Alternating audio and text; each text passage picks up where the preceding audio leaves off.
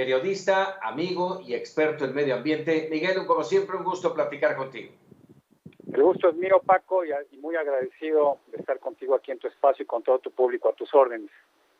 Muchísimas gracias. De entrada, platícanos este documental, que es una pieza pequeña pero muy interesante, con motivo del Día de los Océanos, quién la hizo, cómo se logró, en fin, platícanos un poquito. Pues muchas gracias por programarla y por transmitirla y compartirla. Mira, esto lo hizo Miguel, mi hijo, Miguel Bárcena Kramsky, y Alejandro Garrido. Son dos jóvenes de 21 años, muy comprometidos con el medio ambiente y la naturaleza. Ellos bucean desde hace muchos años, se dedican a explorar distintos ecosistemas, y justo en estos meses que hemos estado aquí guardados en casa, pues ellos empezaron a pensar qué hacer para precisamente compartir sus experiencias. Son muy buenos viajeros, han viajado por buena parte del mundo y tienen mucho material de stock. Entonces, a través de Alpha Expeditions, que es una empresa que ellos crearon, están haciendo este tipo de reportajes por dos motivos básicos. Uno, para compartírselo a la gente que no tiene la posibilidad de viajar o de bucear o de explorar, pero sobre todo para que a través de estas imágenes que estamos viendo ayuden a concientizar a la gente, le ayuden a desarrollar una verdadera cultura ambiental que precisamente sea útil para proteger nuestros ecosistemas, Paco.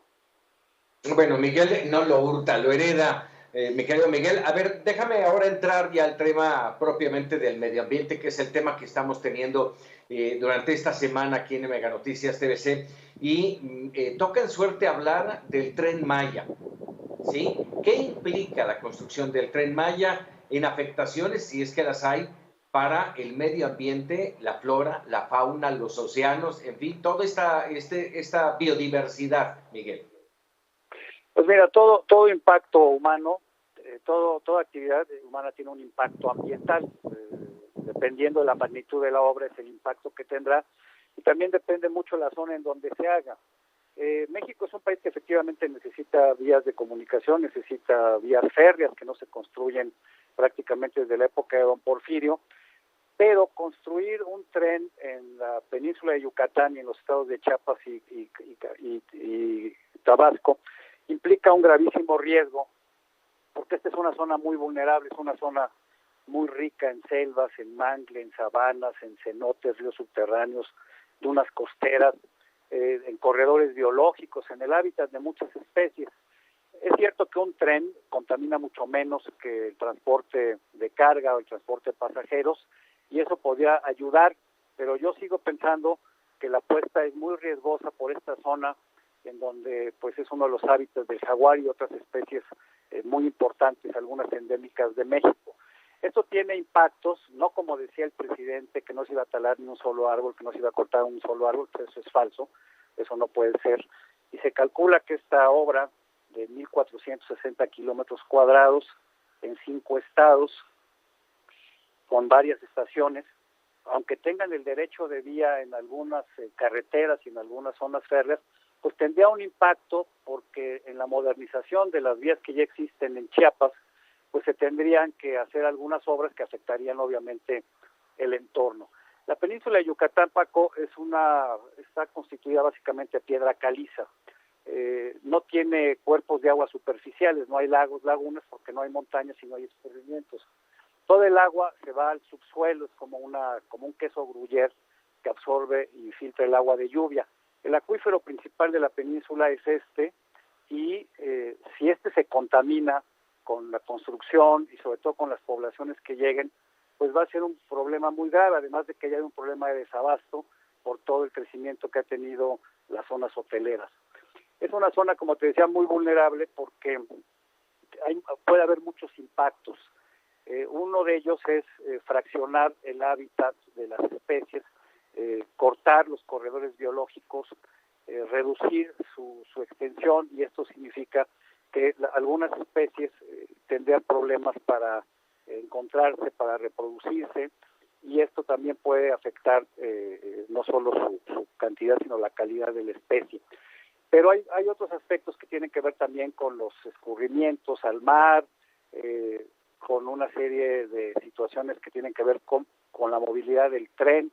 Se había dicho que podría ser que utilizara biodiesel o que fuera un tren eléctrico. Hace poco se dijo que va a utilizar diésel, un diésel que no tenemos en México y que además es un diésel que poco o mucho contamina el ambiente. Pero lo más grave, suponiendo que se pudieran mitigar todos los aspectos ambientales y se pudieran compensar, hay que tomar en cuenta que genera vibraciones, que genera ruido, que eso afecta también a otras especies como las aves, como los murciélagos.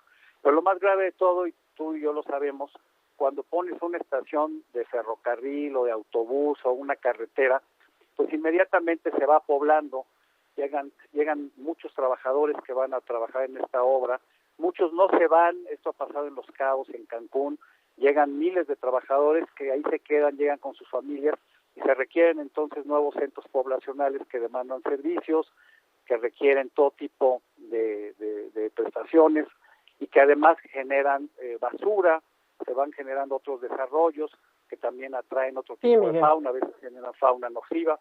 En fin, son muchas las aristas que hay que tomar en cuenta, y esto nada más hablando de la parte ambiental. Está también la parte cultural, la parte social y desde luego la parte económica. Sí, Miguel. Miguel, muy buenas tardes. Te saluda Tania Gómez. Preguntarte, esta obra es más que un tren, es pues un reordenamiento territorial. Te quiero preguntar si tú ves que esto abra la puerta a mayores delitos ambientales. Mira, esto del reordenamiento territorial en todo caso le correspondería a la Semarnat, no a Fonatur. Aquí el descargo de Fonatur, hay que decir que esto le debería de tocar de entrada a Comunicaciones y Transportes. El presidente se lo encarga a Fonatur y Fonatur, entiendo, que está tratando de hacerlo de la mejor manera posible para salvar todos estos problemas de tipo ambiental. Ellos argumentan precisamente que hay un gran desorden territorial. Buena parte de los terrenos por donde pasaría el tren son ejidales o comunales. El gobierno federal todavía no tiene todos los derechos de vía y tienen que negociar con las comunidades, y para ello hablan de un reordenamiento que a su vez proteja las áreas naturales protegidas, tanto federales como estatales. Pero ¿quién te garantiza que este reordenamiento que se puede hacer en el papel y que se puede intentar en la práctica? Ya hemos visto que en México somos incapaces de controlar la extensión o la expansión territorial. Como te decía, se crean nuevos centros poblacionales, se tienen que tener escuelas, templos, comercios, parques, centros de abasto, vías de comunicación. Yo veo muy difícil que esto, aunque sean las mejores intenciones, se pueda concretar y se pueda controlar, porque finalmente, salvo los centros integralmente planeados que precisamente administra Fonatur, en la mayoría de los desarrollos las cosas siempre se salen de control.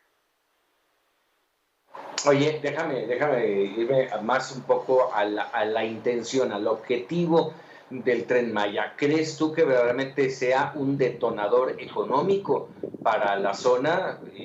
Vamos, estamos hablando de un tren que va a recorrer, si no me recuerdo, son 5 entidades del país. Y la otra que tiene que ver con el detalle ecológico. Se anunció hace apenas unas semanas que el tren va a caminar, si me lo permites así, vía diésel, lo cual Exacto. Evidentemente va a contaminar. Por supuesto, mira, pensar que un tren va a ser la panacea del desarrollo en cualquier lugar es como pensar que estamos en la época de Don Porfirio, cuando se construían trenes y llegaba el telégrafo y llegaba la energía eléctrica, etcétera. Si no hubiera otro tipo de vías de comunicación, pues te la compro. Pero insisto, esto estaría muy bien en otra región, pero no en la península de Yucatán, por lo sensible y por lo vulnerable que sea. Habría que preguntarse también si este es el momento. Uno de los sectores más afectados por el COVID es el turismo a nivel mundial. ¿Cuántos años va a llevar que se recupere el turismo? Cancún y Quintana Roo es uno de los sitios más importantes en México y en el mundo. ¿Cuánto tiempo va a llevar para que la gente tenga los recursos para poder viajar, para decidir poder viajar con seguridad? Entonces esto, yo me pregunto si no debería llevarlos a plantear si este es el mejor momento para continuar con una obra que en el mejor de los casos se va a terminar a finales del sexenio y que yo no conozco, no sé si exista un estudio de costo-beneficio de cuántos turistas vayan a recibir. Supongamos que todo sale bien y que se reactiva el turismo y van a recibir muchos turistas más. Esto es un riesgo para las áreas naturales protegidas, para Calakmul, por ejemplo, que es una reserva muy importante que además es patrimonio natural de la humanidad, porque incrementaría considerablemente el número de turistas. Cada área natural protegida tiene un número limitado de visitantes al día, lo que se llama la carga del lugar, y vamos a suponer que les va muy bien y llegan muchos turistas. Esto sería muy grave en el impacto que causarían en las áreas naturales. Pero vamos a suponer que les va muy mal, entonces va a ser un elefante blanco que va a estar ahí moviéndose con carga o con pasajeros locales, no tanto como turismo. Habría que ver cuáles son realmente los hábitos y los perfiles de los turistas que van, sobre todo a Quintana Roo, que la mayoría llega a Cancún. Hay tramos del tren que yo considero que sí serían necesarios, por ejemplo, Mérida-Cancún, Cancún-Tulum, y se acabó, porque lo demás, pues yo veo difícil que pudiera ser rentable en el corto y en el mediano plazo, por estos comentarios que te hacía sobre qué tan rápido se va a reactivar el turismo, y sobre todo qué es lo que quiere el turista. El turista que va a Cancún, pues tienes a los Spring Breakers que van a hacer un turismo de alcohol y playa, y tienes otros turistas mayores que simplemente van a descansar, que van huyendo del frío de Canadá o de Estados Unidos, y tienes otros que pues simplemente les gusta rentar un coche e ir explorando. Yo no he visto realmente estos estudios para saber exactamente cuáles son los perfiles y qué tan exitoso pudiera ser, Paco. Así es que yo lo sigo viendo como un proyecto de alto riesgo en todos los aspectos. Miguel, ¿cómo entender que a estas alturas no se cuente con la manifestación de impacto ambiental? Porque, bueno, de acuerdo con las autoridades, ellos hablan de que el tramo que fue construido por ahí de 1988, pues no le aplica esta Ley General del Equilibrio Ecológico, pero bueno, para el otro tramo tampoco se cuenta todavía. No se cuenta porque esto lo han hecho así para tratar de brincarse la ley, que implica que para un proyecto de tal magnitud, estamos hablando de 14,000 hectáreas en todos estos estados, y se requeriría de una manifestación de impacto ambiental integral que abarque todos los posibles impactos por regiones. Como no hay un proyecto ejecutivo detallado, definido, porque se va adecuando dependiendo de las circunstancias que van encontrando en el subsuelo y en el trazo, entonces ellos dicen que se van a presentar estudios de impacto ambiental regionales, fraccionados, pero que no van a poder visualizar cuál sería el impacto global. Hay que ver que todos estos ecosistemas están intrínsecamente relacionados. Si afectas uno, afectas otro, si afectas el ciclo del agua, afectas la temperatura, afectas muchas cosas. En el caso de Chiapas, donde la Semarnat les dio la exención del estudio de impacto ambiental, por lo que he visto, esto viola algunas disposiciones de la propia Semarnat, porque estamos hablando de derechos de vía que tienen décadas y que para modernizar necesitan obras que son complementarias, no nada más se trata de remozar o de cambiar lo que ya existe. Entonces, el principal problema yo se lo atribuiría no a Fonatur, que es el promovente, que insisto tiene un mandato del presidente para hacer una obra que él considera importante. Aquí lo más importante es lo que va a hacer o lo que ha venido haciendo la Semarnat. Lo que ha hecho, ya lo vimos en el caso de Dos Bocas y en el caso de Santa Lucía, es permitirles que hagan manifestaciones de impacto no muy bien elaboradas y a través de la vía fast track, en lugar de pedirles más información, simplemente les han dado las autorizaciones. Eso es lo más grave que puede suceder, que Semarnat viole la propia legislación, que no sea lo suficientemente estricta para exigir que este desarrollo, en caso de que sea conveniente, cumpla con todo lo que debe de contener en una manifestación de impacto ambiental y en su posterior evaluación. Pues Miguel, como siempre, agradecido que nos regales unos minutos porque, vamos, la experiencia que tienes en todos estos temas siempre nos da luz en el entorno del medio ambiente. Te agradezco mucho, sé que también tienes ya es la hora de tu programa, te agradezco, Miguel, un abrazo. Gracias, Paco, y pues acuérdate que el único partido es el del medio ambiente y aquí no cabe posturas ideológicas o corrientes ideológicas. En los temas ambientales no hay soluciones o decisiones de izquierda o de derecha, simplemente hay soluciones correctas o incorrectas. Perfecto. Miguel, un abrazo como siempre. Un abrazo, Paco, muchas gracias por todo. Hasta pronto. Muchas gracias, Miguel Bárcena.